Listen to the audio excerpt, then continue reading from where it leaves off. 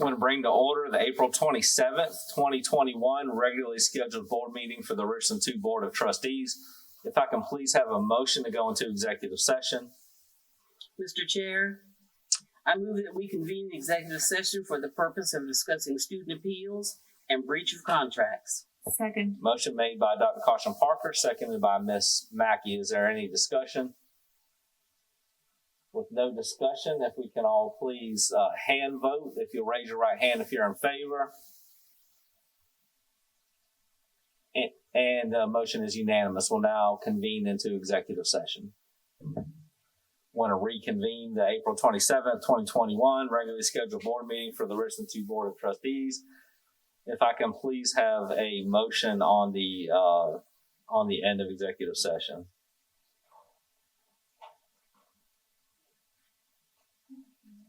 Ms. Mackey. I move that the record reflect that executive session was concluded at 7:03 p.m. in order to attend. Yes. What did I say? I'm sorry, 6:03. Thank Yes. you. 6:03. Thank you. Motions are made by Ms. Mackey. Do I have a second? Seconded by Dr. Holmes. Is there any discussion? Are we going to vote on the PC, Zelina, or hand vote? Computer? All right. Dr. Scott, are you reflecting a yes? Okay. All right. Everyone else vote on the computer, please.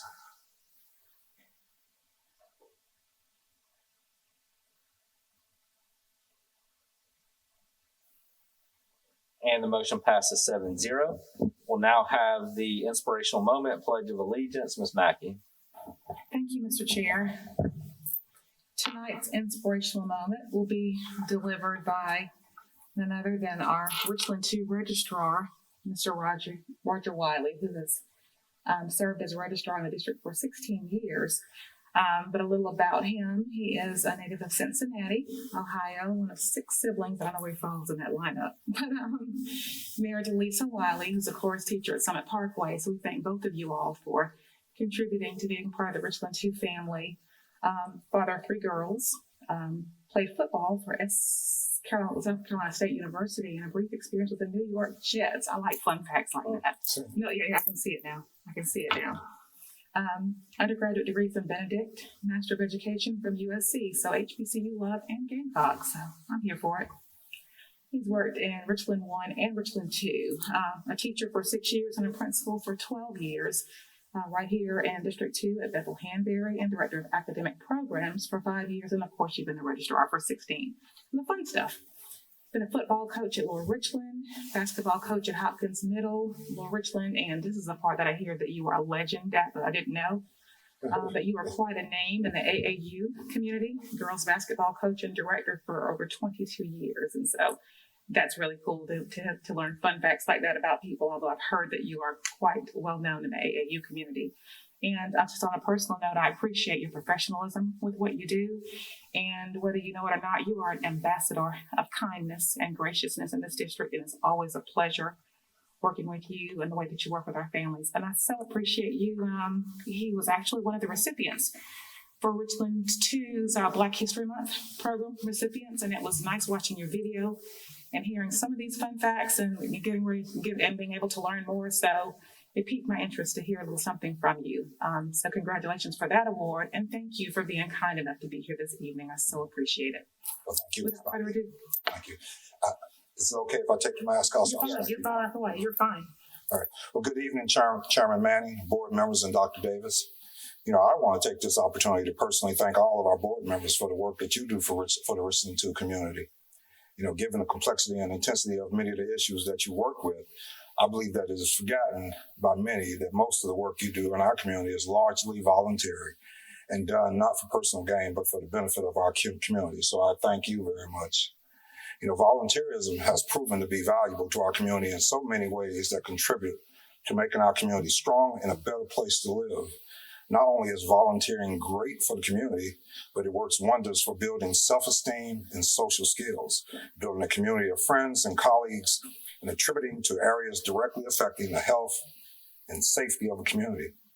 Often you stumble into volunteerism. As a young father, I sat on the sideline and complained about this kind man who was voluntarily coaching my third grade daughter. My wife, who was one of the kindest people I know, said, "You shouldn't complain. If you can do it better, then do it yourself." I did for the next 22 years, and I became the recipients of all the complaints now. Prior to coaching girls basketball, I played football, coached football, and boys basketball. Wow, a big difference with girls. I loved it. Growing up in a household of primarily women and living in a household of young ladies has left its imprint. I had 5 sisters as well as 3 daughters in the course of life. So it's left me partial to girls. We estimate over 3,000 or more girls participated in our camps, fall and summer leagues, and the many teams under our leadership over the years, coming from South Carolina, Georgia, and North Carolina. We held sponsorships and participated in leagues sponsored by Nike, Adidas, and Under Armour. Corresponded with coaches in 90% of the states in the United States. And we had a hand in helping over 300 or more young ladies reach their goal of playing college sports, including Richland School District's own Zylena Medania, a former University of North Carolina basketball player and a McDonald All-American. Wow. Coaching Zylena is like having $1 million in the bank. You go into a gym and you just feel good. She was that awesome. This type of volunteerism and assistance is played out many times in our community, state, and country, as well as worldwide. For example, Sean Williams, along with her Delta Sigma Theta sisters, work with girls in gaining leadership qualities and citizenship. Abby Cobb builds relationships with partners to provide resources to students and family. Abby is passionate about providing trauma-informed education. She believes it can change the world. Courtney Bailey, a former Richland School District 2 employee, annually ushered Richland County students abroad to experience new cultures. Courtney loved enriching the lives of young adolescent students. Volunteerism and giving back to the community is contagious. As well, I want to invite one of my former athletes and R2 Richland School District 2 family members, Miss Asia Dozier. Asia is a former University of South Carolina basketball player and the current Cardinal Newman girls basketball coach. I want to ask Asia to speak to you briefly. Both Asia and Zylena brought 2 state championships to Spring Valley and numerous honors to Richland School District 2, including each of them won the Gatorade Player of the Year honors. Hopefully, Mr. Timoni is watching and Spring Valley will retire their numbers.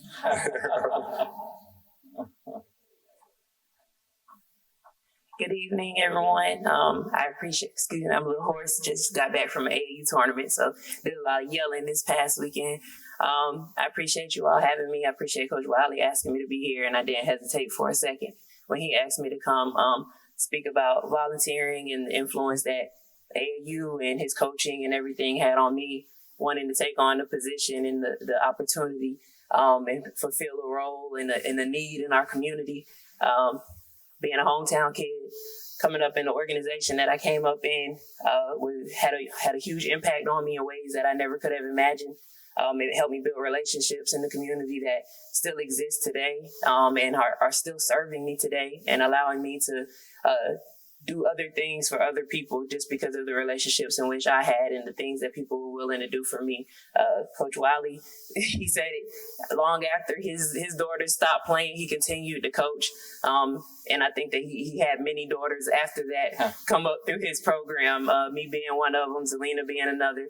Not only that, that's like a sister to me because of his willingness to volunteer his time in the program and organization that he structured. Because of it, I asked him when I was ready to get my feet wet and get out into the coaching world, especially on the AAU portal or whatever you want to call it. I asked him for some advice, for some leadership, and Mrs. Mackey said it best. He's a legend in the AAU world, and I think that our legacy is only as great as the people that come next and the people who which we influence and impact. And the leaders of today breed the leaders of tomorrow.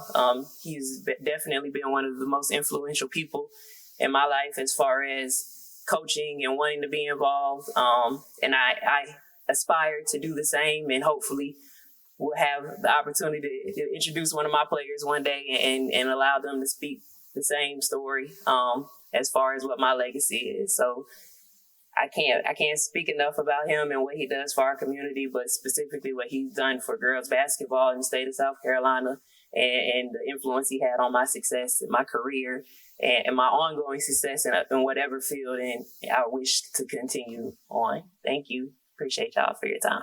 Thank you.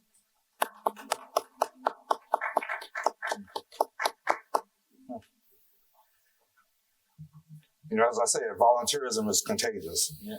Volunteerism boosts happiness. So volunteer till you just can't get enough. Thanks to all of us in Richland 2 for all we do to keep our community well and thriving. All right.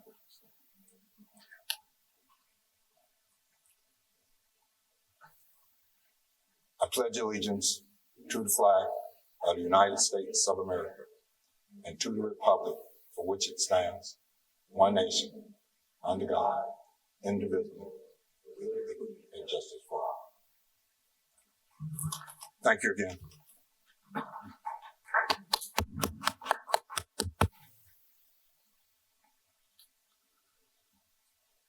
Thank you, Roger, for your work and for those kind, inspiring words. We will now move on to the approval of the agenda. If I can have a motion. Mr. Chair, Ms. Mackey. I move to approve the agenda for the April 27th, 2021 regular board meeting of the Richland 2 Trustees. Motion has been made by Ms. Mackey. Do I have a second? Seconded by Dr. Caution Parker. Is there any discussion? With no discussion, we'll have the vote.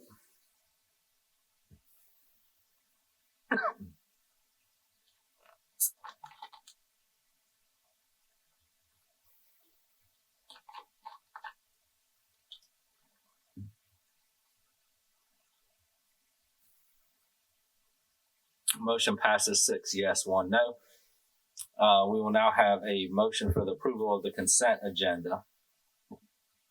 Mr. Chair, Ms. Agostini. I move to approve the consent agenda for the April 27th, 2021 regular board meeting. Motion's been made by Ms. Agostini. Do I have a second? Second by Dr. Caution Parker. Is there any discussion? With no discussion, we'll have the vote.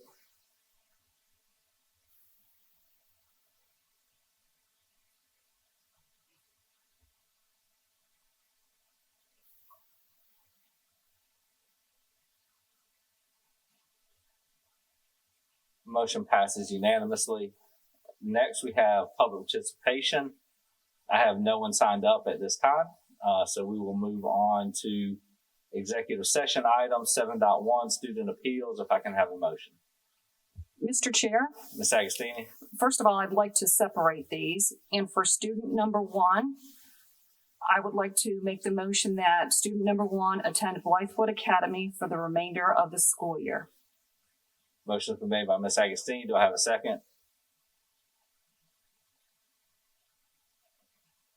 Motion fails for lack of second. If I can please have another motion for student number 1. Mr. Chair, Ms. Mackey. I move to grant student number 1's appeal.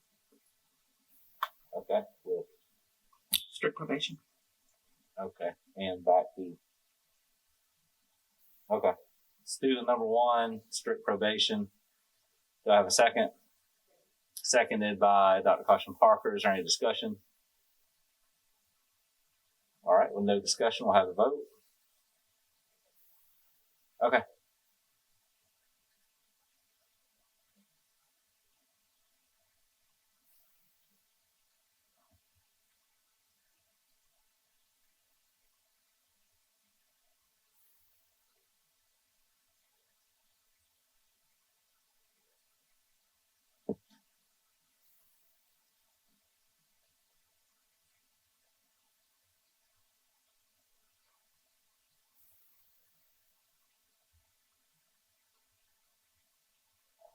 Okay.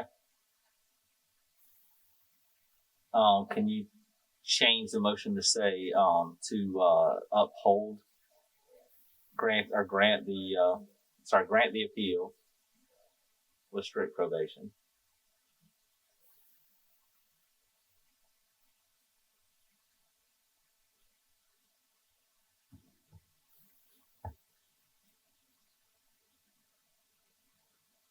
Yes, just grant the appeal with strict probation. I don't want to give any more information.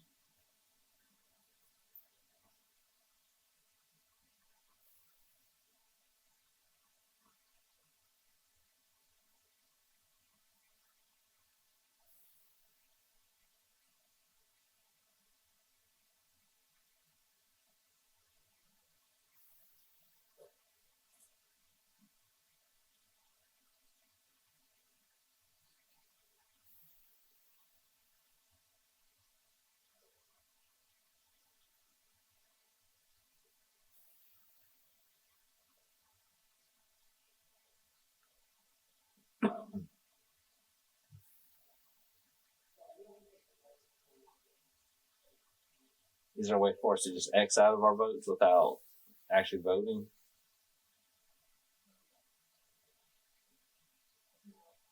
I think if we all X out.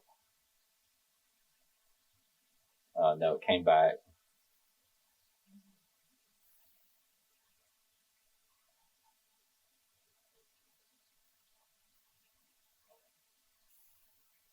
All right, so we're gonna do that again.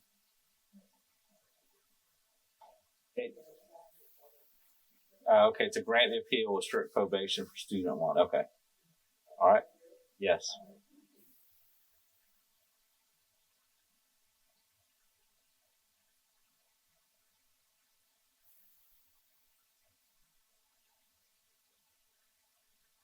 Motion passes 6 yes, 1 no. Ms. Agostini, student number 2. Mr. Chair, I'd like to make the motion for student number 2 to deny the appeal. Okay, motions were made by Ms. Agostini. Do I have a second? Seconded by Dr. Caution Parker. Is there any discussion? All right, we'll have the vote.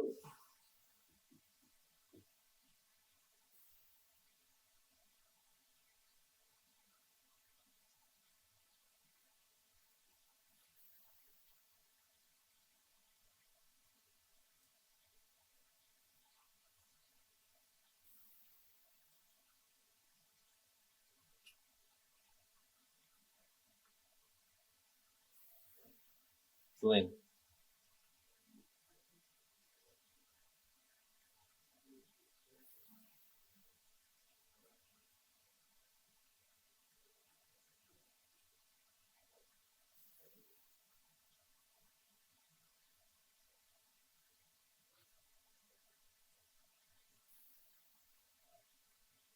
There we go. Okay. Motion passes 7 yes, 0 no. We'll now move on to item 7.2, breach of contracts. If I can have a motion. Mr. Chair, Ms. Agostini. I move to direct the administration to make a formal complaint to the State Board of Education regarding 4 professional employees who breached their employment contracts with the district. Motion's been made by Ms. Agostini. Do I have a second? Seconded by Dr. Caution Parker. Is there any discussion? With no discussion, we'll take the vote.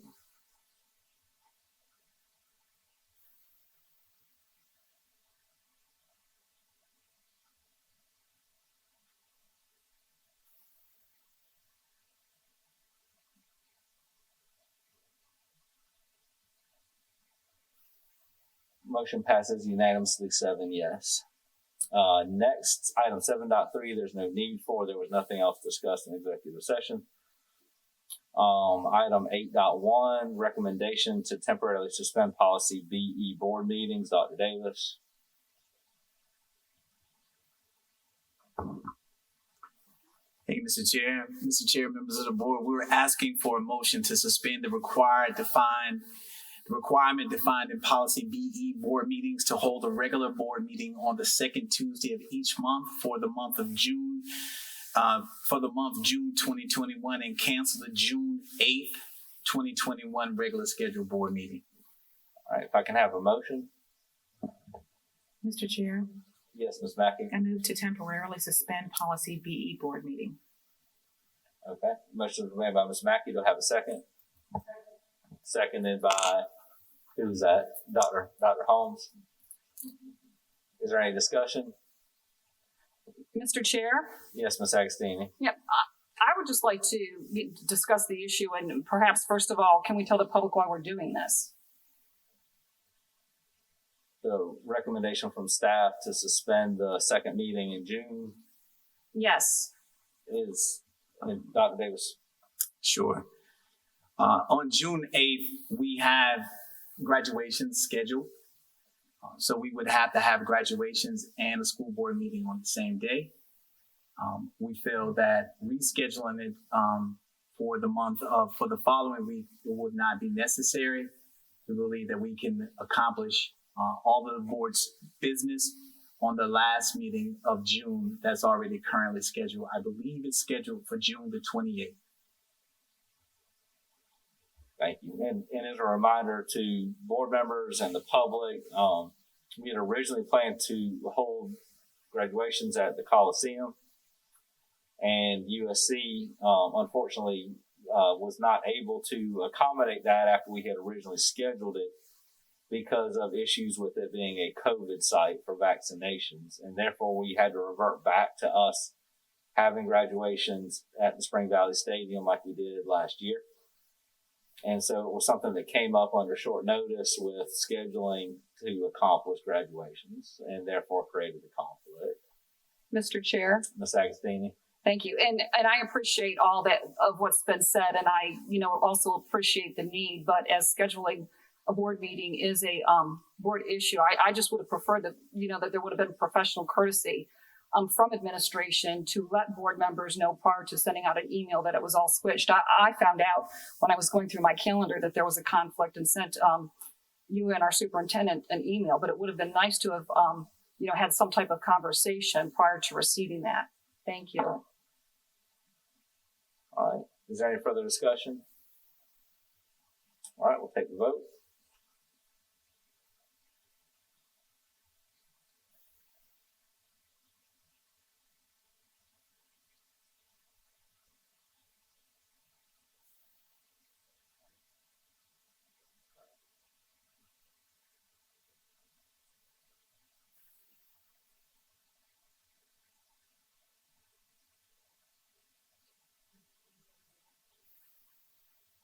Ms. Mackey?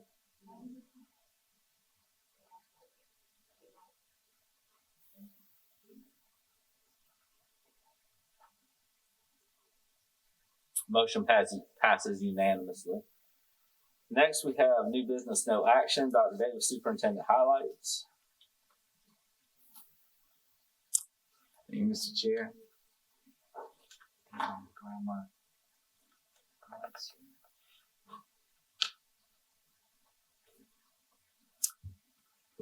Thank you, Mr. Chair. Mr. Chair, members of the board, and to our viewing community, gives me great pleasure and honor to share with you the superintendent's highlight for this month's for the April 27th board meeting. I'll start my highlights off with talking a little bit about national incentives that Richland 2 is taking part in to address pressing challenges in adolescent writing. This is a project that we're partnering with Digital Promise, the Digital Promise Grant. Richland School District 2 is joining Digital Promise and its Center for Inclusive Innovation in an equity-centered research and development initiative to tackle adolescent writing challenges. This initiative is supported by the Bill and Melinda Gates Foundation and aims to better support and improve high school writing for Black and Latinx students and those experiencing poverty.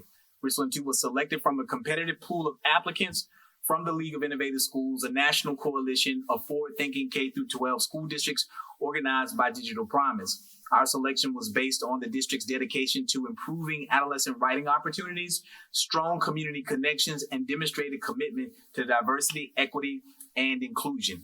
Our core research and development team includes Dr. Gloria Boutte, a Carolina Distinguished Professor at the University of South Carolina, Jessica Miller, Richland 2 High School ELA Specialist, Dr. Felicia Riggs Robeson, an English teacher at Spring Valley High School, and Rebecca Thomas, Education Coordinator, Richland County Library.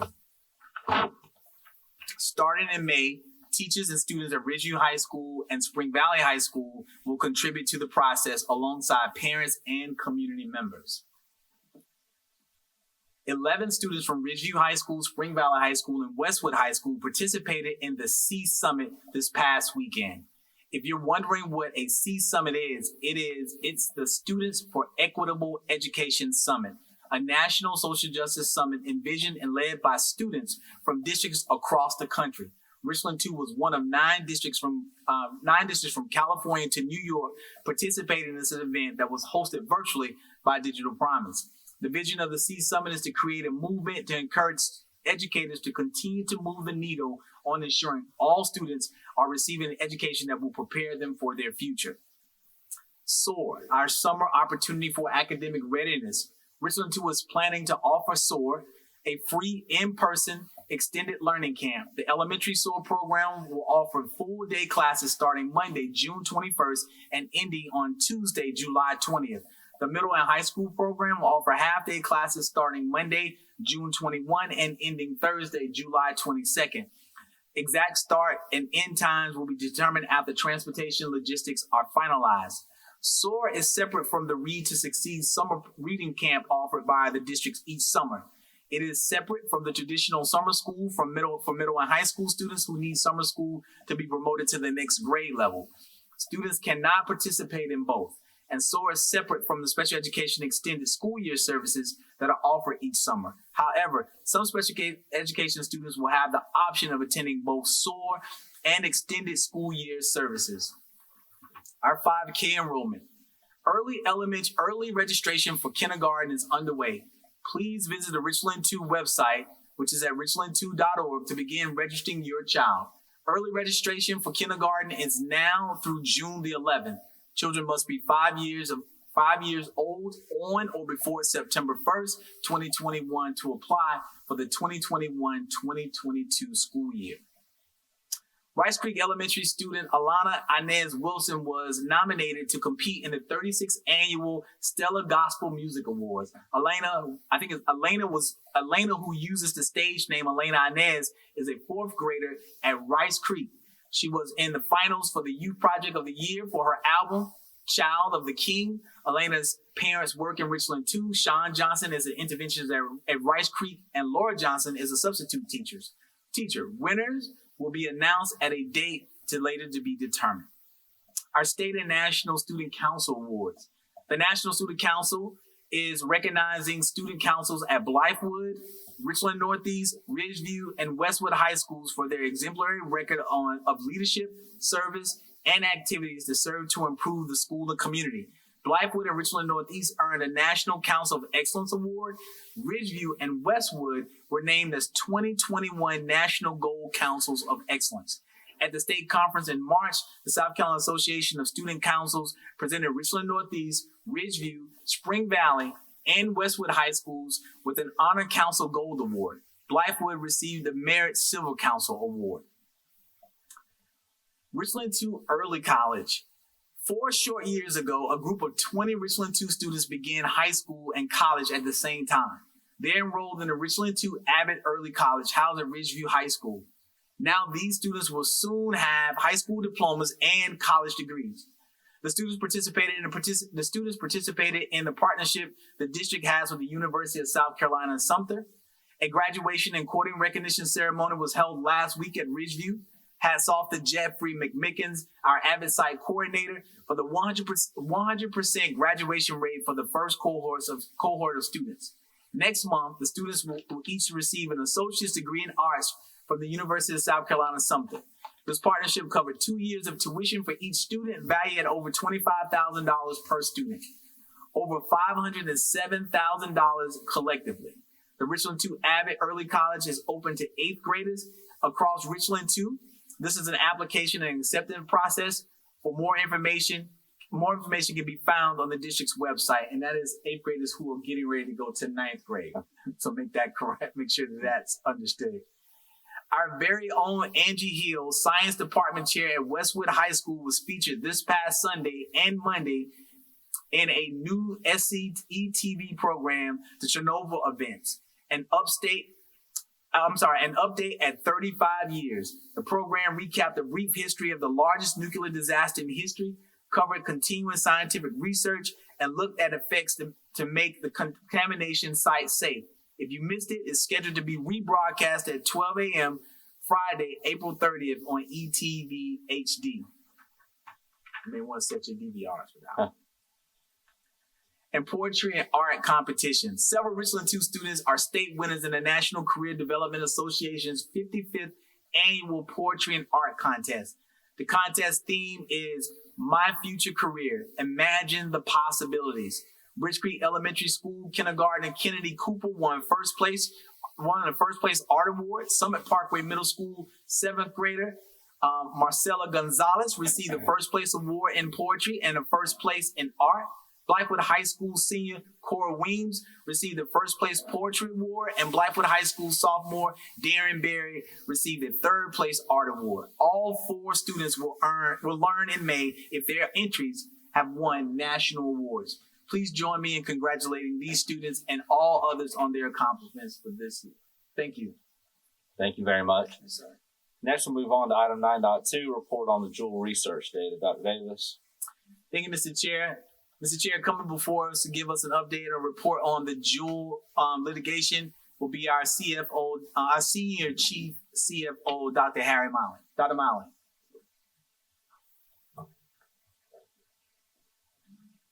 Good evening, everyone. I don't pretend to be a Jewel expert, but I did want to put together some additional information for you. This may not be everything you need. We can certainly find more additional information, but I thought I'd start with these issues and see if that answers everyone's questions. Tonight I wanted to talk about what it is, what the lawsuit's about, when and where did it start, who is involved in the suit, what are the causes of action, and what has been Richland 2's experience with vaping to date. What it is, it's a civil litigation. The defendants are Jewel and several other parties that are related to Jewel. Jewel Labs, Altria, Reynolds American, Enjoy, Japan Tobacco International, and Fontem Ventures. All of those are some form or fashion of a tobacco company or vaping e-cigarette company. The goals of the lawsuit are to abate the nuisance and to recover any damages. When and where did it start? It started in a lawsuit out in Seattle about 3 years ago. The deadline to join the lawsuit, to be joining the class action, is timed on the statute of limitations, which is about 3 years. So it's going to be to join the lawsuit. Anyone joining the lawsuit would need to join it by this coming fall.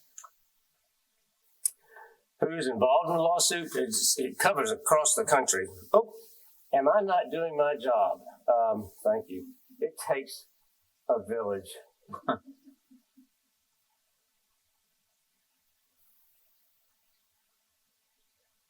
Well, you see, maybe I wasn't all my fault.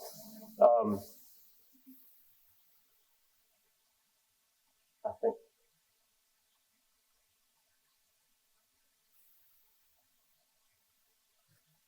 Is it working now? Oh, thank you. So, we talked about it being civil litigation, and the defendants, who the defendants are, it's a group of defendants, all related in some form or fashion, tobacco or e-cigarettes. Jewel is kind of the focal point of most of the litigation, and goals are to abate the nuisance and recover any damages that a district or school may have, or plaintiff may have.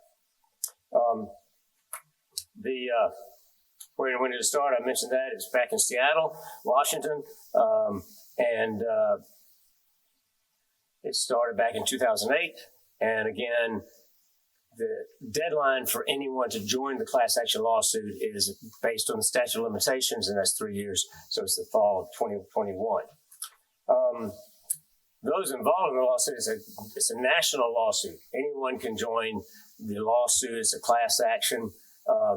As you can see, lots of all the school districts in Vermont, Mississippi, multiple school districts in Pennsylvania.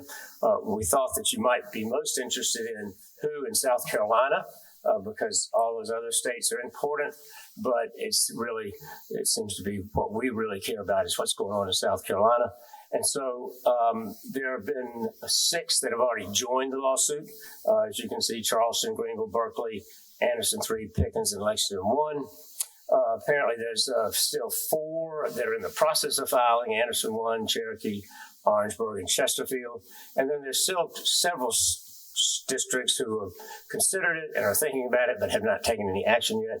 As you can see, the two Greenwood districts, Marlboro and Richland 1.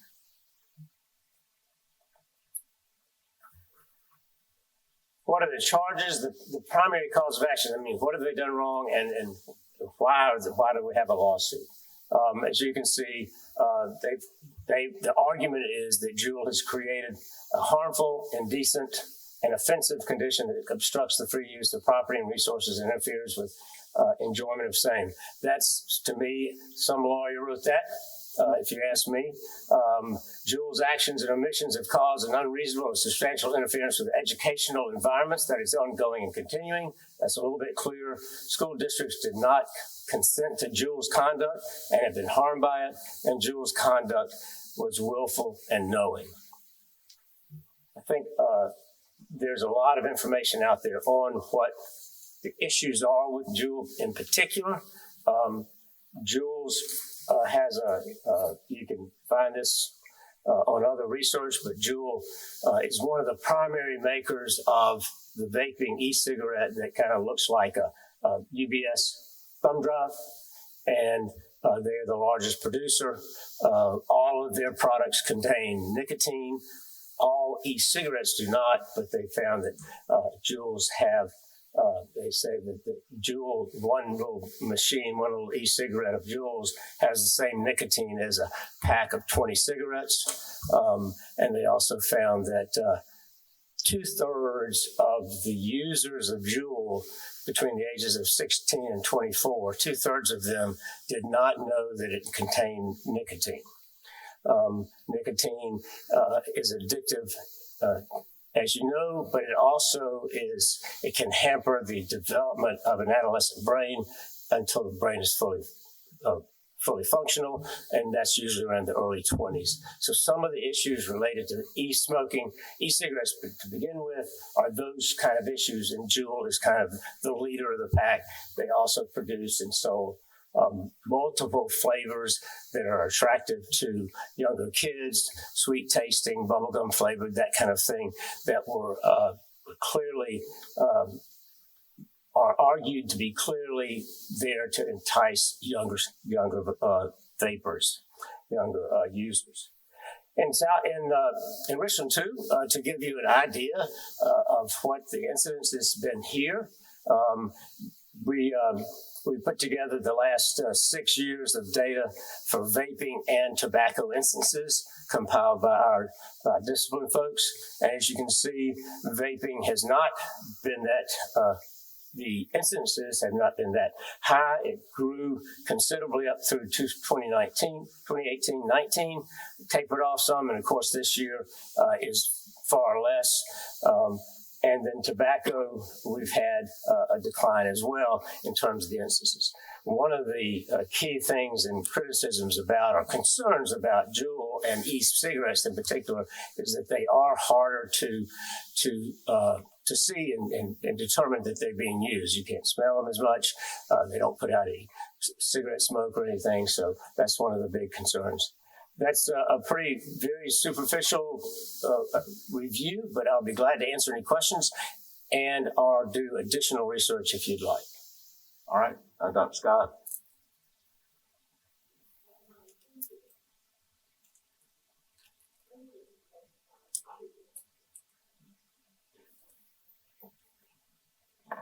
Thank you for the presentation. I have two questions.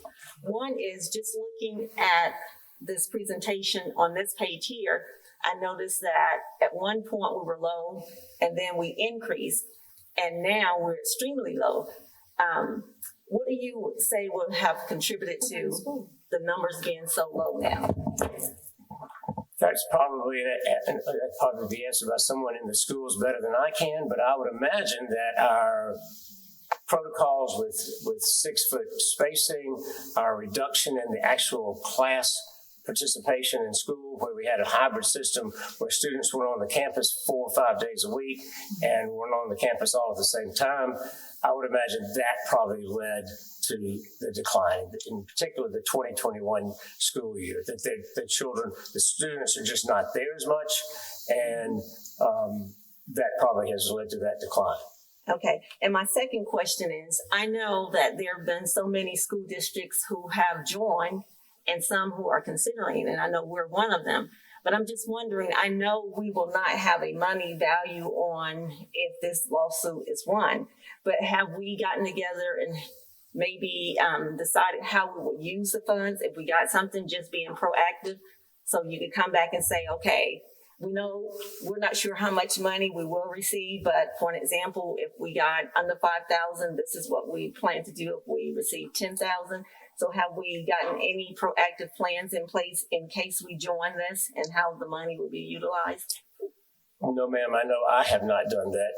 There may be others in the district that Maybe have. Dr. I Davis. can speak to that. Thank you, Dr. Scott, for that question. We initially, when we brought the Jewel lawsuit information forward earlier, we proposed that if we were to move forward, we would work on that, when we would design or designate how those funds would be used. But it will depend, you're absolutely right, on how much it would be. We're thinking more along the lines of continuing to use it as a part of campaigns against other health issues for adolescents. So whether that's drinking and driving, whether that's smoking, whether that's vaping. And we also talked about the possibility of looking at if it would be able to provide us with some type of scholarship opportunities for students. We're not really sure. The litigation could take quite some time with the class action lawsuit. It could be easily 10 years. I don't want to be over exaggerated, but class action lawsuits can take quite some time if the defendants are really pushing against those things. But we would designate this to be put into health care and health prevention for our students and our community. Okay. And I'm sorry, just one more question. Are there any requirements to join based on how many students in the school district, or how many may be using tobacco or vaping, or there are no requirements? No, ma'am. Okay. Thank you. That's all I have. Thank you. Other questions or comments? Mr. Chair, Ms. Agostini? I have a couple of questions. First of all, could you tell the public how we got involved, how this came to us?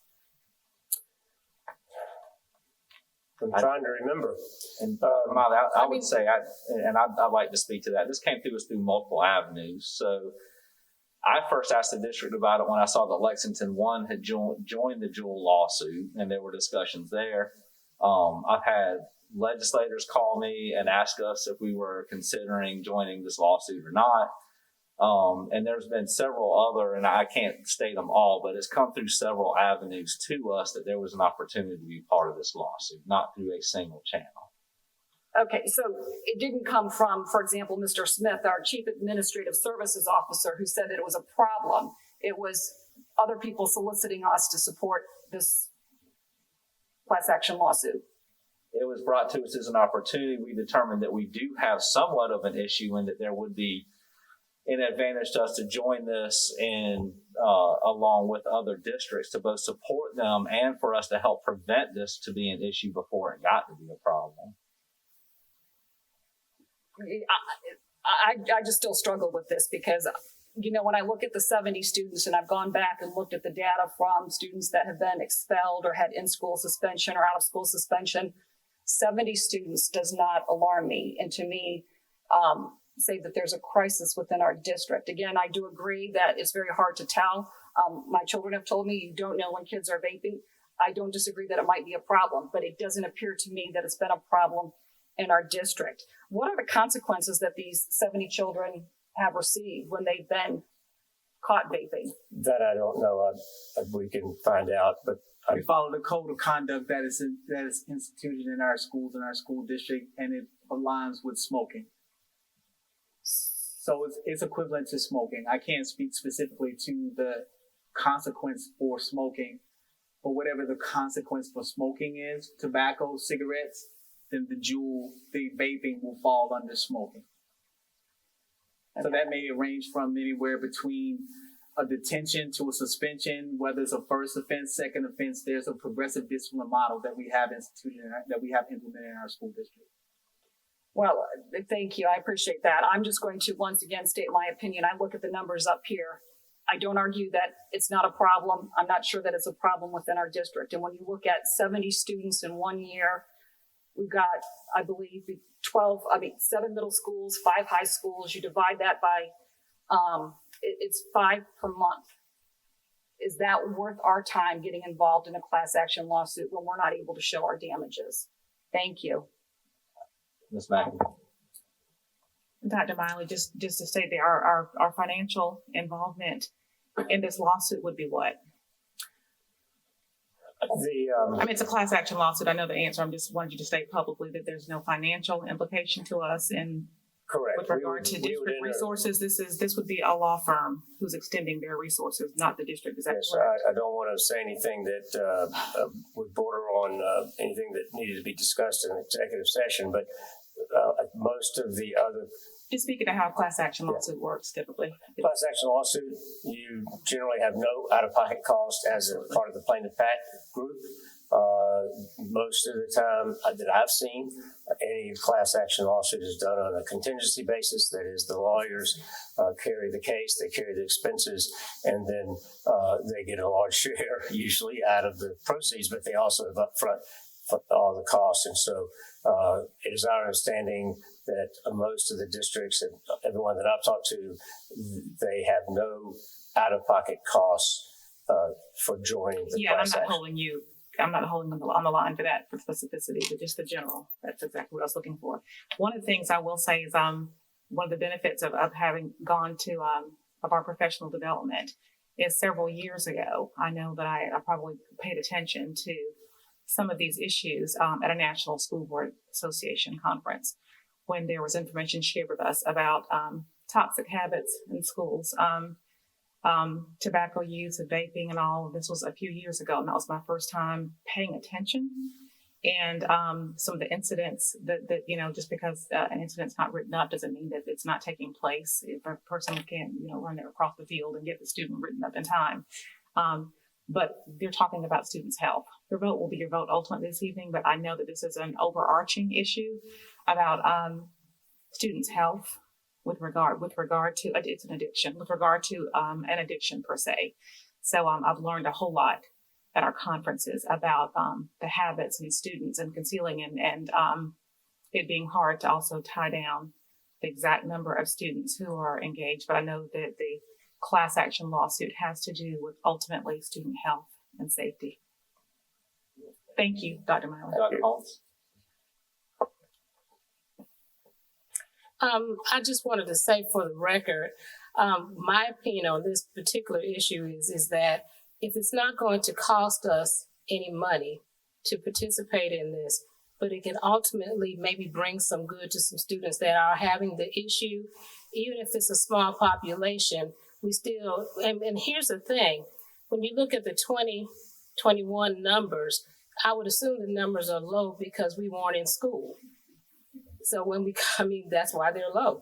So when we come back, we don't know what the numbers may be when we come back because children have experienced all kinds of issues. So I would anticipate it's probably going to increase. And I think not only just that, we say we want to be a district that is on the cutting edge of being progressive and taking chances and moving forward. To me, a lawsuit that can only bring good and possibly some benefit to the district that doesn't cost us anything and may actually help our children who actually are experiencing the problem. I don't see that where there's a loss for us in participating in that. I actually think that it would be good for us to set the example for maybe some of the smaller districts that don't have the wherewithal to be able to participate in this. And I just think that we need, if we can do this to save those children who are doing vaping, and it's because apparently Jewel did absolutely, from what they say, allegedly market towards children. And we're supposed to be here for children. So I think that my personal opinion with this is I don't see a problem with doing something that's going to be advantageous for the children. Thank you. Mr. Chair. Ms. Agostini. Yeah, just, when I listen to my fellow board members say that it doesn't cost us anything, I think it costs us something to have you produce this because it's taking our employees' time and resources. So while we don't have to pay an attorney, we're still using district staff and employees to answer questions that our attorneys might have. So I do think it cost us something. And I don't think it's a good lesson to teach our kids. When I'm looking at what a class action lawsuit is, when a group of people who have been injured in a similar manner file a single lawsuit to seek compensation, again, what are our damages? We've not been showing what our damages are. We're just jumping on the bandwagon. That's all I have to say. Thank you. Thank you. And I think the state set precedent in this. I seem to remember reading an article that we're going to use funds from the class action lawsuit across the state with Volkswagen to help fund buses. And I'm sure that our legislature at the time that that our AG's office and the legislature determined to join the Volkswagen class action lawsuit, they didn't know exactly how those funds would be utilized, but because of the timing, they then determined the best use of those funds was for school buses, and so we'll have a direct positive impact on our students and community. Certainly, I don't expect that we would get as much money as the Volkswagen lawsuit brought into the state, but I do see it very similar, and I do think the numbers are not telling. Halfway through the 2019-20 school year, we left. And so, or a portion of the way through the year. So I would understand why those numbers decrease. I promise you, I see a lot more vaping going on around me. I see more stores popping up in our community all across. It doesn't necessarily mean that those are young folks, but we can ascertain that the problem has the potential to grow in our community. So I support the district joining the lawsuit for that purpose. And I would also state that we have policies on the book that we took time to create and develop and go through that probably affect less than a handful of either staff or students at any one time during the school year. Yet they're still important and they're still needed and they still impact our students and staff in a positive way, or we wouldn't take the time at all to bother with the policies. So we have lots of other examples where we take staff time and we take board time and opportunity to discuss issues and put things in writing that don't necessarily affect a large swath of students or staff or community. If there's no other discussion items, we'll move on to the next. I'm sorry, say again. I'm sorry, Ms. McFadden. That's fine. I wanted to bring it before the board because it's important. I didn't realize that the first motion or the first vote, exactly what it was. And after doing research after the fact a little bit more, and I, spoke to my children, I thought it was important that we review this, especially for the public and everyone else, like I said last week. But I do think it's important because we should be about prevention is better than the cause. Waiting until the numbers get higher before we do something about it isn't really productive. That's actually going counter. We need to stop something before it gets started. If we see it's happening in a lot of other places and we know it's happening, and even if we just say, you know what, we may not get any money, the lawyers may rack out. And, even if they did spend a little bit of time putting this together for us, it's important because if children are really dealing with this situation and it's really happening in their school, it's important. And I sent an email to Dr. Davis and Chairman Manning, and I was like, well, is it a situation where we have kids like Grease, they're just smoking in the bathroom?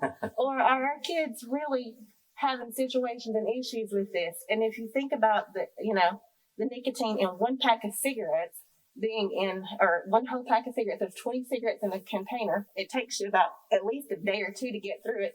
And 1 joule, I watched a YouTube session my son showed me. He said, well, Mom, come here, let me show you something.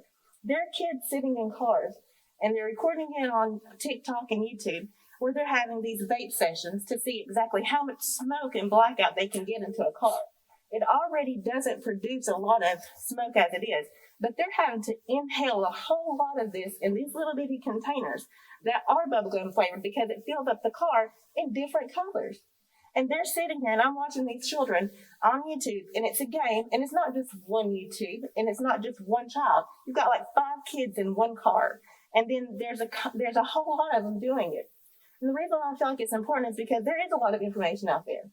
And the information that we've been given today is very important to know that there's 70 that was in 2018 to 2019, and it dropped. But, like they said, they're not in school. So it is important that we look at this, and I'm sorry the way I voted the last time, and if I can, I would like to make a motion to put this back before the board to take a second vote. Because for me, I believe it's important, and this is the information that we needed to think about our kids. It's not about the money. It's not about how much time people are putting into it, but it's about how it's affecting our kids in their future and their mental capacity and their development. So I don't know if it's able to do that. I hadn't planned on it, but it just came out. So there it is. Thank you, Ms. McFadden. We'll have an opportunity when we get to the agenda to add items for future meetings that can include voting items. So that would be the time for that. And I do want to state, because you did send an email and I called you back and we talked, that the district is constantly monitoring and in dealing with, in some cases on individual basis, any type of substance abuse for students. So we do that through administration, we do it through social workers, we do it through lots of other programs. We have the Sheriff's Department, DARE programs in the school. So we have lots of systems for monitoring and for handling issues. It may not be large scale in some cases. I'm sure there's lots of substance issues that we see with our students at different times or families that don't get to be large scale. But we do address those as we see them. As we see them become bigger systematic problems, we then increase the level of and how we address that, whether it's through adjustments in policy or further campaigns that are specific to the issue, commensurate to the level of the problem. So it's not something that the district sees and does not address. It is addressed. It's just at the level that's appropriate for the issue. And so I don't want the community to believe that we do not address substance abuse in any form if we see that in our young folks or in the community in a way that impacts our young folks. Ms. Mackey? Yeah, just, am I on?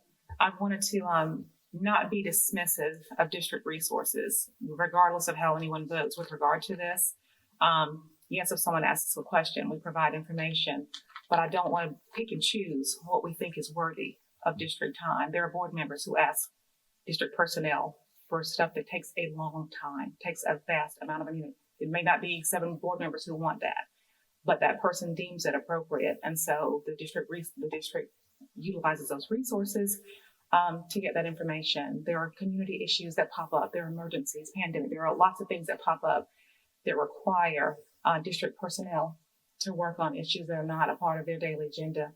And I didn't want to be dismissive of that. Of course, there may be district personnel involved, but I appreciate all that they do for us, but we just don't have the liberty of picking and choosing what we deem is important for district staff to work on or not. And so I do appreciate all that you do and didn't want to be dismissive of that. Thank you. All right. Thank you. Thank you, Dr. Miley. Thank you. All right.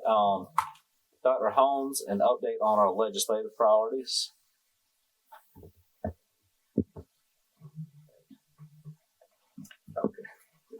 Good evening.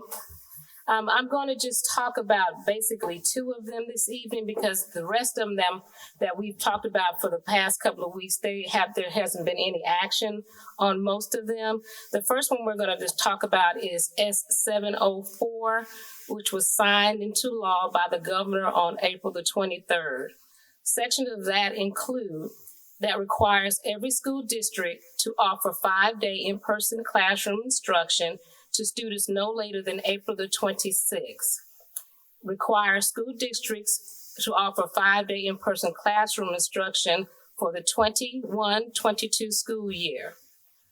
Under designated circumstances, provides relief to the earning limitations imposed on retired employees who continue to work in the K-12 public educational system. That's the lifting of that $50,000 mark for salaries. And also for the 2021 school year, prohibits school districts from assigning a teacher to deliver instruction to students simultaneously in person and virtually, which is called our dual modality model. But there is a catch to that, unless it is reasonable and necessary due to extreme and unavoidable circumstances in order to ensure that all students have access to highly qualified instructions. And if that is the case, in the event that a school district determines it is necessary for a teacher to deliver dual modality instruction, the school district must provide additional compensation to the teacher and report the dual modality instruction to the South Carolina Department of Education. That's very key because I know there were several concerns about the dual modality model. The other one we're just going to touch on briefly is state budget H4100. And in that one, that's the one that $1,000 pay raise for teachers on top of an annual step increase for the school year of 21-22. Other parts of that need to be mentioned would be $12 million for school resource officers, but in that, it makes note that the $2 million for school resource officers will not fund the SRO in every school.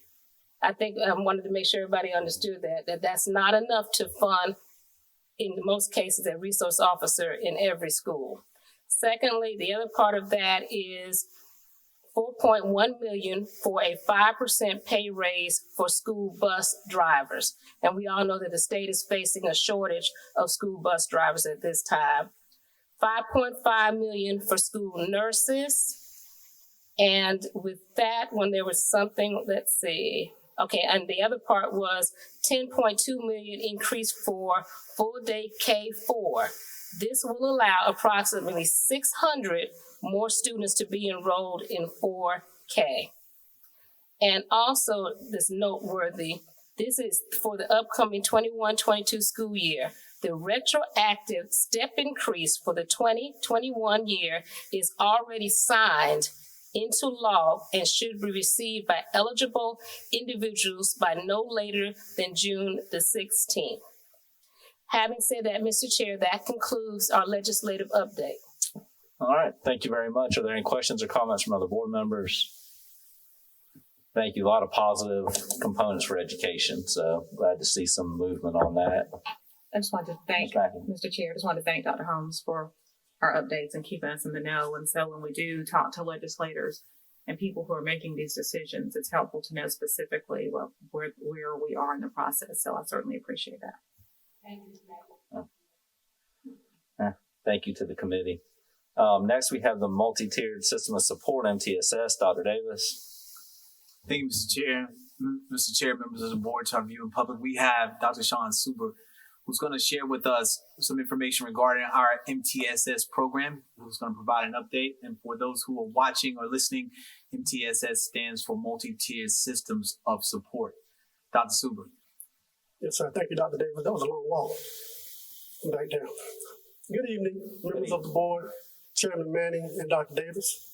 I'm here to give an update on MTSS, Multi-Tiered Systems of Support.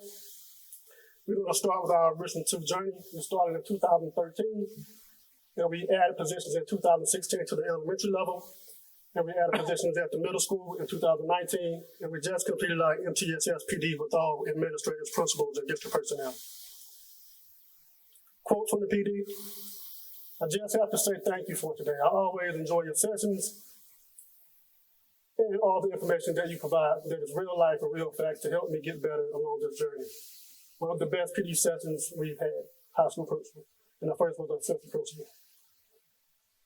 Okay, we have our 6 components, and this is our Richland 2 MTSS model. Leadership is first. I just mentioned that we had our PD with all our principals previously from January through April. We focused on collaboration and communication and building capacity. I just mentioned as well that we've added 19 positions to the elementary school level through infrastructure. Data-informed decision-making and data evaluation. We have the data protocol for that. We've done that for years now, as well as data area 5. We have our 4-tier instructional model and intervention model. Tier 1, core instruction with the utilization of added strategies. And we have our layered system of support with Tier 2, which can be for intervention as well as extension and acceleration for our students. And Tier 3, which is intensive intervention. And Tier 4 for SPED. We included SPED because SPED is a service, it's not a destination. So we want to make sure that all of our students are educated within our district. The tier system, the TSS system for academic, 80 to 90% of our students need to be successful in Tier 1. 10 to 15% need to be successful in Tier 2, and 0 to 5% need to be successful in Tier 3. 1,810 students served in Tier 2 and Tier 3 combined. 1,464 were served in Tier 2, 346 were served in Tier 3, 480 were promoted back to Tier 1. That's the size of the whole elementary school. In Tier 2, we had 11.8%, which fits in the range of 10 to 15%. In Tier 3, we have 2.8, which also fits in the range of 0 to 5%. Where to go from here? Provide infrastructure and resources for more intervention for mathematics at the elementary level, expand MTSS in Tier 2 and Tier 3 through secondary schools and middle school and high school students, and early interventions to address the learning needs of pupils in poverty students. Behavior information with our MTSS behavior social emotional system. In 2019 and 20 school year, in school suspensions, we had 95.01% of our students who did not receive in-school suspension, which is above where we need to be in Tier 1, and 4.99% of our students were served in-school suspension. In our school suspensions, we had 92.55% of our students who did not receive OSS, and 7.45% who received out-of-school suspension. Out of those demographics who served ISS, as well as out-of-school suspensions, 56% of them were Black males, 25% of them were Black females, 5% were Hispanic males, 2% were Hispanic females, 5% were white males, 2% were white females, 1% was Asian Pacific male, and 0% Asian Pacific female. Out of those students who served ISS and OSS, 78% were pupils in poverty. With expulsions data, 71% of expulsions that were upheld, 71.1% were Black male, 13.2% were Black female, 2.6% were Hispanic male, and 2.6% were Hispanic female, and 5.3% were white male. 2.8% were white female, 2.6% were other male, and 0% Asian Pacific. Out of those students who were expelled, 76.3% were pupils in poverty. So where do we go from here? What do we need to do? What are we doing right now? We have the 6 R's of classroom, which serves as our Tier 1 model, which is relationships, routines, and research, relevance, resilience, restorative, and responsive. And we trained 267 teachers so far with Tier 2. Fostering resilience, which would be Tier 2. Continuing teachers, 70 teachers we've trained so far with trauma-informed practices as well as restorative practices. Restorative practices is now less restrictive, so we can train more people now. We're very excited about that. The company released some of its restrictions, and we're pleased with that. We're also doing wellness for teachers as well as wellness for students as well. And we're getting calls from schools. We actually got a call today from one of our principals to come help with that with teacher wellness. Quality MTSS check-ins. We meet with our schools periodically to see where we are, to have data-informed meetings so that we can provide support for them. The impact on intergenerational trauma, which is our third layer. We've trained over 50 administrators and district office staff, 26 elementary teachers, 26 secondary teachers, all the psychologists, as well as all of the R2I2 teachers. Where do we need to go from here? We need to build capacity and train 100% of our teachers with the 6 R's, bus drivers and personnel. Foster resilience, we need to focus on training all teachers, school counselors, social workers, bus drivers, and key staff. Restorative practices, train all administrators, counselors, bus drivers, and key staff. And continue to focus on SEL for wellness of teachers and students. And we need to train all of our counselors, social workers, teachers, as well as administrators and LSS staff in intergenerational trauma.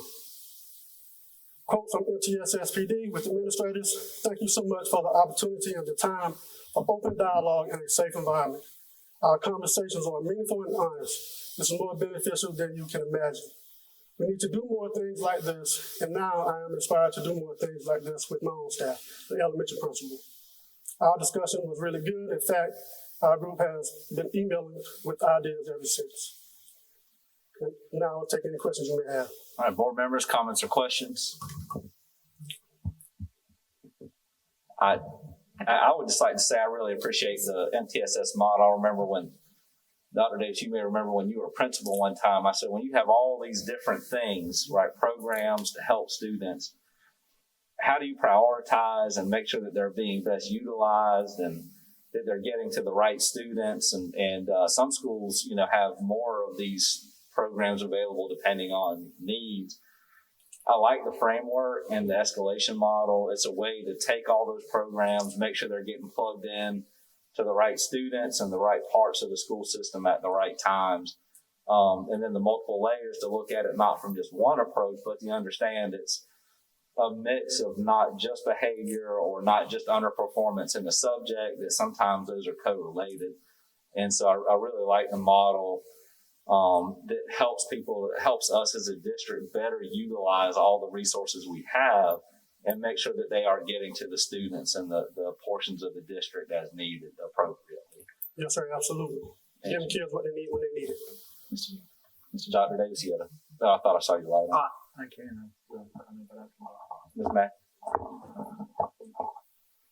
I don't know if this was just requested information or if Dr. Davis deemed it necessary to share with us, but thank you, Dr. Sue, for sharing a lot that I know, but you explained, you shared a whole lot of nuances that I wasn't aware of. So thank you for taking the time to share this with us. It's quite comforting.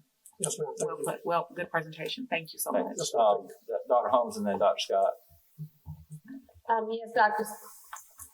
Yes, Dr. Suber, thank you for sharing that with us. I know exactly how much work goes into planning this kind of a model. It's extensive, and it does take a lot of training and a lot of time. So kudos to you and whoever else put this together. That I appreciate you all for doing that. But I did want to say I love the fact that we're including our bus drivers, a lot, not just our teachers, but our bus drivers, because they have to deal with the students' behavior, and it trickles from the community to the bus to the school. So then for you all to be inclusive of them in this training, I think that deserves kudos. I know that counselors need it. I know that teachers need it, but bus drivers need it also. And one other avenue to maybe look at is if you can train some of your cafeteria workers, if there's time to extend it out to other people or your other resource people that are in the school, because it does actually take a village, and this is a good model to start the village with, and kudos. Yes, ma'am. Thank you. Dr. Scott. I'm not sure if I'm on. Am I on? Well, Dr. Holmes basically said what I was about to say, so I'll just say, Dr. Super, thank you so much for your leadership and your teamwork performing this, because as a national restorative practices trainer myself, it doesn't work unless everyone is involved, inclusive. So I was so happy to see that the bus drivers and Dr. Holmes mentioned cafeteria workers and students. So thank you so much for that, and thank you for being inclusive with these programs. Yes, ma'am. Did you have something, Dr. Davis? I just wanted to state for the board, and as well as for our viewing public, our teachers and our parents that are watching us, that what we are attempting to do with MTSS and SEL and all of those things that you hear oftentimes is we're trying to create a social emotional well-being of students. And so what we want to be able to do is model what that environment looks like for our students. So I'm glad that Dr. Holmes and Dr. Scott picked up on the intentionality of the bus drivers, because the environment, I mean, you often hear us speak of the educational experience of our students. What is it like to attend schools in Richland School District 2? What is it like to work in Richland School District 2? And we want to create that experience, but that experience begins with the culture of a social emotional well-being. And so we have to demonstrate that as adults for our students before we can teach the social emotional learning components that we are asking teachers to demonstrate for our students or teach our students. We have to be able to demonstrate self-awareness ourselves. We have to be able to demonstrate self-management and how we handle issues and conflict, how we deal with anxiety and depression or struggles as adults. We have to be able to demonstrate what good, strong relationships and skills look like and be responsible decision makers. And so that's what we're working on doing by building a strong social emotional culture and well-being of our students for them to thrive in And that really starts with it's a part of every employee's responsibility. So we appreciate the intentionality, and more importantly, that the board recognizes that that they see that we're trying to touch every aspect of our school district through our employees. So thank you all for seeing that.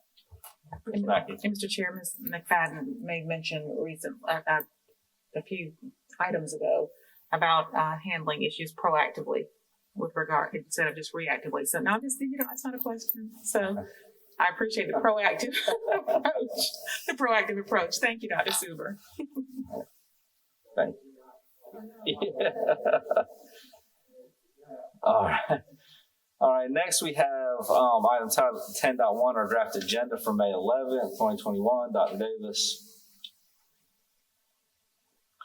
Yes, sir. Thank you, Mr. Chair. Mr. Chair, members of the board. You can see in our board docs, we have the draft agenda for the Tuesday, May 11th, 2021 regular scheduled board meeting, which is scheduled to have executive session or call to order at 5:30, where we will go into convene into executive session. Listed on this draft agenda for executive session items, we have student appeals and student admissions requests into their district's adult education program. We will come out of executive session at 6 p.m. We will start our public session. We'll have our inspirational moment, ask for the approval of the agenda, followed by the approval of the consent agenda. We'll have our public participation, our first public participation, followed by voting on executive session items. Under new business action requested, we're asking for we will be bringing before you the 2021-2022 board meeting schedule, which is aligned with policy BE board meetings. We'll have new business, no action requested, which will be the superintendent's highlights, followed by a budget update, an update on school start times, an update on legislative priorities, and then a presentation of resolution. I'm not sure what that is. I think that's an error.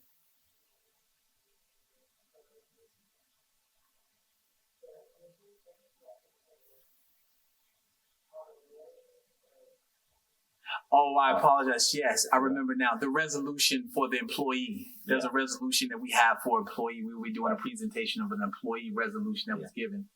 A resolution that was given to one of our employees. Thank you. Then we'll have agenda items for the next board meeting for May 25th.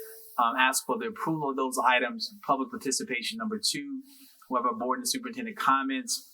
Executive session 2 is needed. Voting on executive session 2 items and adjournment. Thank you, Mr. Chairman. Thank you. Board members, anything you'd like to see on this or future agendas? If anybody would like to make a motion. Mr. Chair? Ms. Agostini? I just have a question. Are we going to have another open session for our public to come and address us about budget? We do have, by law, we have to have 2, so we'll have a second one. Okay. Do we have that date scheduled yet? Dr. Mallett, do you know the date for the public participation for the budget?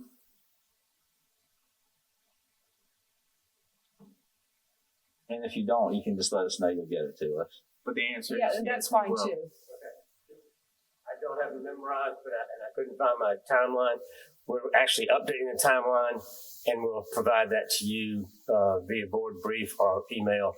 But we have 2 more. We have one input session like we did last time, and then we have the legal requirement for the public notice. Yeah. All right. Thank you, Mr. Chair. Yeah, thank you. All right, other board members? Mr. Chair, it sounds like there was a consideration for the Jewel information to be put back on the board. I don't know if you need a If motion. someone would like to see that added, this is the time to make the motion now for the Jewel. I move to see it added. What's that? I move to see it added. The Would you Jewel like to see it? So would yes. you like to make a motion to? Yeah, I move to have added to a future agenda, the Jewel, after considering the presentation and information we've received tonight, added back to the agenda as a voting item to participate in the lawsuit. Okay, motion was made by Ms. Mackey. Do I have a second?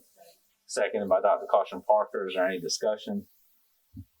Mr. Chair? Ms. Agostini? I just have an issue with that because when another board member and I were trying to get the face mask issue put back on an agenda, we had more than one board member once it fails, they went to a training, a school boards association meeting, and once it fails, it's supposed to be let go. And then the other one addressed the Jewel issue, specifically saying that wouldn't be coming back up on the agenda. So I see no need for us to readdress this issue. Thank you. Mr. Chair, Thank you, Ms. Mackey. if I'm not mistaken, that something could be added with new information. If there's new information, there has been new information. And if I'm not mistaken, with regard to previous votes, there are board members who have gotten their votes several times, and several board members that have been brought back up. Right. Or that have been brought back up. I've gone back and researched this issue. And so there's, just to clarify, Ms. Agostini, your comment about having things brought back up within a meeting, whichever is the winning side, so if there's the majority vote, whether it's a pass or a fail, it would have to be one of the majority vote members to bring up to bring that issue back up in the same meeting. That only one of the winning board members could bring the issue back up for reconsideration is what they call it. In fact, and I did make a comment that it doesn't seem like we should be able to keep bringing things back up meeting to meeting, but I never formally squashed that, and that's not a technical term, kept it from happening. Board members can bring back up the same motion repeatedly at another board meeting, regardless of, without a vote on it. So if it passed or failed and you want to bring it back up at the next meeting, it doesn't matter if you were on the winning side of that vote or losing side, or if it got a second the previous meeting or didn't, you can keep bringing that same motion back up each meeting one time. Does that make sense? Am I being clear, Ms. Agostini? Okay, so for the record, I'm stating that is the correct way. I did a lot of research into Robert's rules to be clear. So in this case, there is new information to us, but we would not even need that. It could be brought back up for a vote again because it's a new meeting. So, Mr. Chair. Yes. And if your logic stands, the person, Ms. McFadden asked for the information that we have information brought back up and talked about it being reached, and she did vote on the prevailing side. She did vote on the prevailing side. She could have brought it back up in the same meeting, but because it's a new meeting, anybody can bring it back up. And it's just a motion, Mr. Chair. If I understand, it may or may not pass. It's just a motion. That's right, Mr. Chair. There was no prevailing side on that motion because it was it was an even vote. There was no majority, so nothing prevailed. It failed. In a tie, it prevails to the loss. The losing side would prevail. Absolutely. Or but either it doesn't matter either way because this is a new meeting. So in a new meeting, you can bring up an issue that previously was lost or won. It doesn't matter as a new motion, regardless of the side you were on in previous meetings. So in other words, Ms. Mackey's can bring this back up, or any board member could have brought this back up at this meeting because it's a new meeting.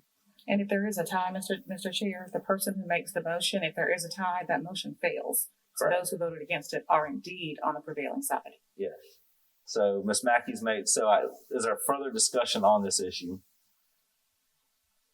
If there's no further discussion, then we'll vote. All in favor, raise your right hand. All opposed? Motion passes 6-1. So we'll put that on. I'll discuss with Dr. Davis the appropriate agenda. I don't see a reason why it couldn't be on this upcoming agenda, Dr. Davis. Yes, sir. Okay. Other motions or discussions about the draft agenda?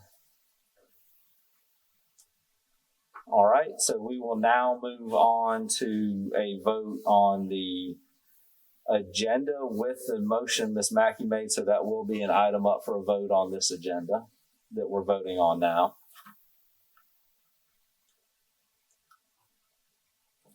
Mr. Chair. Ms. Mackey. I move to approve. Go ahead. Are you ready? Go ahead. I'm sorry. Yes, go ahead, Ms. Mackey. I move to approve the draft agenda items for the May 11th, 2021 board meeting with the inclusion of Jewel, if it's included on that meeting. If not, It will then be, yes. Motion is made by Ms. Mackey. Do I have a second? Seconded by Dr. Holmes. Is there any discussion? All right, Zelina, do you want us to hand vote on this or computer vote? Hand vote? Okay, all in favor, raise your right hand. I'm sorry, what's The that? motion was to approve the draft agenda items with the inclusion of the dual issue. Yeah, so all in favor, raise your right hand. Please make sure you raise them high. All opposed? Motion passes 6-1. All right, no second public participation. No one signed up. We'll now do board and superintendent comments, and I'm going to start with Dr. Scott. Just want to say thank you to Roger Wiley for giving his history back with AAU basketball and highlighting some of our former students who are doing extremely well. I want to say thank you to Dr. Suber and to the other presenters here. And I'm just very excited to be back face to face with all of you. I missed all of you and I'm happy to be here.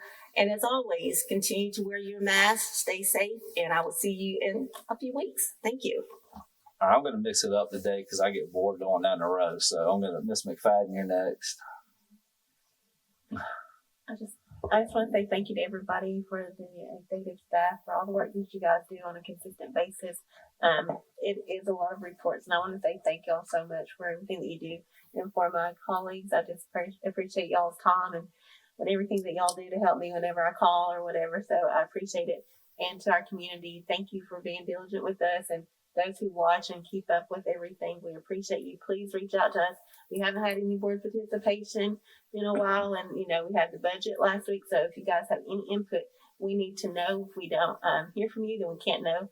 And I know that Ms. Ruth isn't here, but she sends out a lot of communication. So there's a lot of programs out there that are going on this summer that Dr. Davis spoke about. So get involved. I got my kids signed up for stuff. They missed a lot of time, in school. So the summer programs that they're offering, there's a plethora. Some deadlines may be over, but see what you can do. Talk to someone to get our kids back active and together. But thank everybody and have a good night. Dr. Carson Parker. I too would like to thank Mr. Wiley for the inspirational moment.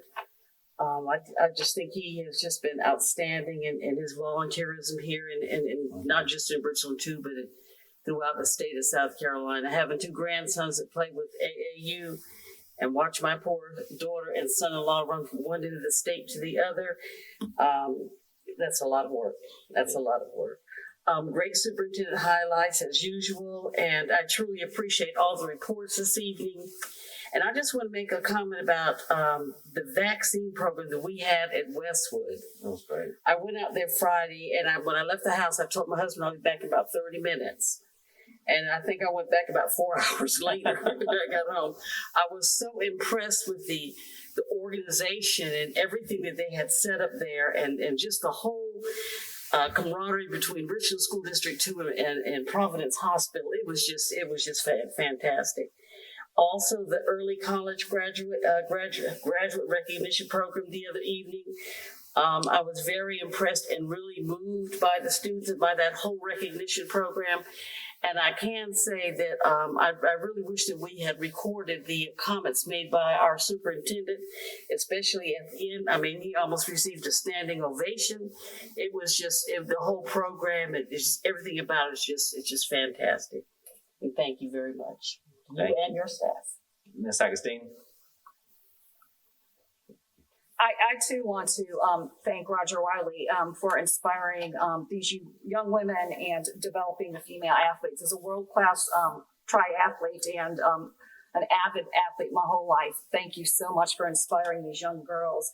And also want to thank Dr. Davis, Don McAdams, and Mr. Anderson, along with Providence Hospital. They did a phenomenal job getting the vaccination clinic together.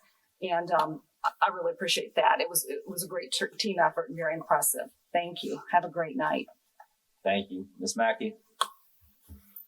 Thank you, Mr. Chair. With regard to the Avid Early College program, I just wanted to get a special, not to be redundant, but I wanted to give a special shout out to Jeffrey McMicken. My children were blessed to have benefited from his education. He is a an educational, passionate, kind, compassionate force to be reckoned with. So all of the folks who were blessed to be under his, facilitation, I just wanted to give him a special shout out for that. We appreciate him. Mr. Riley, with regard to, I think his closing comment was, a volunteer until you just can't get enough. With regard to the vaccine clinic, and I think that's probably part of the reason that you're still out there, as long as you were, Cheryl, and I ran into James that day. A whole lot of volunteers had to come together. We thank Dr. Davis and staff for the idea for the partnership with Providence, but there are more ideas than, as my granddad would say, you can shake a stick at. There were teachers there were administrators, resource workers, nurses, Richland 2 employees that I don't even know, exactly what they do, but it was a Herculean volunteer effort. So thank you, Dr. Davis, and for staff and all the folks who thought it not robbery to come out there. I mean, from feeding people to it was a well-oiled machine at Westwood, and I'm told from one of the Providence folks that it was one of the best setups they'd ever seen with regard to organization. So I'm so glad that so many of our employees had the opportunity to get the vaccine if they so desired. And for just all that y'all do, thank you. Thank you for the work that you do on the clock, for the volunteerism that you do off the clock.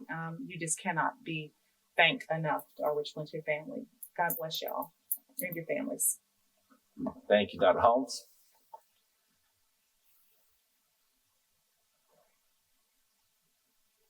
Okay, I'd like to first say thank you again, as everyone has said, to Mr. Wiley and Ms. Dozier for those encouraging words today. It is great to see women athletes be encouraged like that. That's greatly appreciated.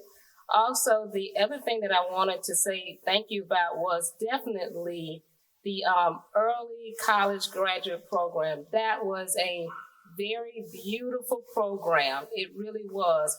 And it's a great honor to have that in our district. I actually got some calls this week from some other high schools, parents at other high schools that wanted to know, are y'all doing that at the other school? Yeah. So I had received several calls. So Dr. Davis, that's from, that's for you. There were several calls about that. Also, I'd like to say thank you to all of our administrative professionals this month and this past week. It was your month, it was your week, and I would like to say a special shout out to Zelina. Yeah. All of Z's got to Ms. Zelina. Yeah. Zelina, Libby, Marie, and all the rest of the administrative professional staff. Thank you for all you do. This is a well-oiled machine that could not run without you. Also, the vaccine, Will still here? Will Anderson, thank you for the tour. I went out to see the vaccine. I was like Dr. Caution Parker. I said, I'm just going to dot in for a minute to see what's going on. I ended up staying out there a long time. I took all kind of pictures, talked to everybody. It was a lot of fun. It was so well run. I don't remember our logistics guy's name because he was new, but tell him I appreciate it. And Will, thank you for the tour. Thank you to Providence Hospital for being our partners. It was just so well run, Dr. Davis. I have never seen something that large run so well. It was phenomenal. If you want to see pictures, I have them on my face. I have pictures. So I want you to see. I'm just so proud that we put that kind of effort in as a district to do that for our employees. And with that being said, also congratulations to our student council. That takes me back. I was student body vice president at Spring Valley 10,000 years ago, and we used to win awards like that, so I'm glad we're still doing it in our district. But with that, I'd like to say have a great evening and a wonderful month. Thank you. Dr. Holmes, I don't believe you when you say you have pictures at all. Okay, they're being very facetious right now. Dr. Dave, I'm going to give you a little insight, Chairman Manning. Dr. Davis has officially dubbed me our board historian. Yeah. Y'all gonna be glad when y'all get old and look back on these pictures. I was gonna say we just missed the word copious in front of pictures because you have copious pictures of everything. But they are really great pictures, and it was a real joy to see all the people out there working together. It's a lot of fun, and I enjoy taking the pictures because I think that it is important for us to keep a track of the things that we do. and the history that we're making for our children to come, to show all the stuff and how great Richland School District 2 is. So I know I take a lot of pictures all the time, but it's not just, it's a little vanity because I like pictures, just a little, but it's not all vanity. It's about making sure that we have a history that everyone can look back on. Everyone needs to be able to see the great things that we're doing. And I find it, I enjoy doing it, and I'm going to probably keep on doing it. So if I see you, you're going to be in the picture. That's Okay? right. Thank you. Mark Zuckerberg called me and said they added servers for you. So, Dr. Davis. Thank you, Mr. Chair. Dr. Scott, welcome back. It's good to see you. I also want to say shout out to the administrative professionals, particularly Ms. Council and all those that work along beside her throughout our school district. Thank you for all that you do to make sure that your executives or your chiefs or your principals or whomever it is that you work along beside, that you're doing the work, and oftentimes you are all behind the scenes. So we really appreciate all that you do to make sure that our district is running smoothly. I also want to recognize that this month has been the month of the military child, and not forget about our military connection here in Richland School District 2. And we're proud of those students, and we understand their sacrifices and their challenges alongside their families. And we're so appreciative that our board supports our efforts in ensuring that we are taking care of those individuals who are serving our country, particularly their most precious resources, which is their child. I would like to say that this Thursday and Friday will represent the 2-week period for those who were vaccinated through Richland School District 2.